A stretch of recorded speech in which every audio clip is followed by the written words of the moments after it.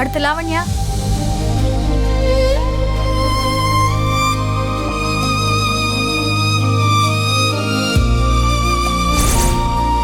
சரி மிஸ், நீங்களும் ஏறுங்க. மேடம். மேடம் பசங்களை பத்திரமா பாத்துக்கங்க மேடம். நாங்க சேஃபா கூட்டிட்டு போய் சேஃபா கூட்டிட்டு வருவோம். நீங்க ஒன்னும் worry பண்ணாதீங்க. சரி மேடம், தேங்க்ஸ். சரி வா. போய் ஏறுங்க. சரிங்க அங்கிள்.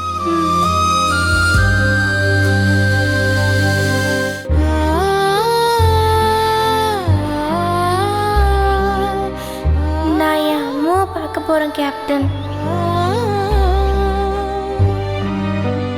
பாய். பாய்.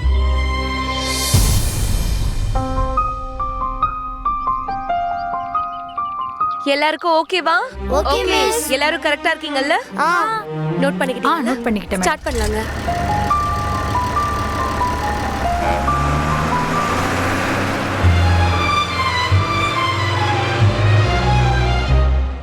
சுடர் முகமே சரியில்லையே.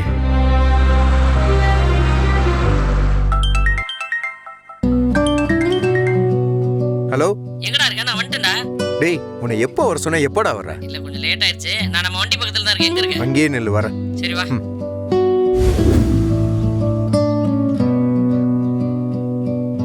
டேய் புலி, சுடர் மனசுக்குள்ள என்னவோ ஓடிக்கிட்டு இருக்க மாதிரி எனக்கு தோணுதுடா. அவ எப்பவும் போல இன்னைக்கு இல்லடா. எதுவா இருந்தாலும் மனசுல வச்சுக்காம அப்படியே சொல்லிடுவா.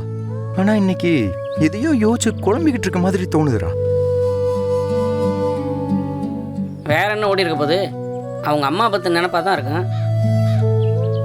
10 வருஷமா சுடர் கூடயே இருந்துட்டு இப்போ கொஞ்ச நாளா பிரிஞ்சிருக்காங்கல்ல. கண்டிப்பா பாப்பாக்கு அம்மாவோட தேடல் இருக்கும்ல வெற்றியே.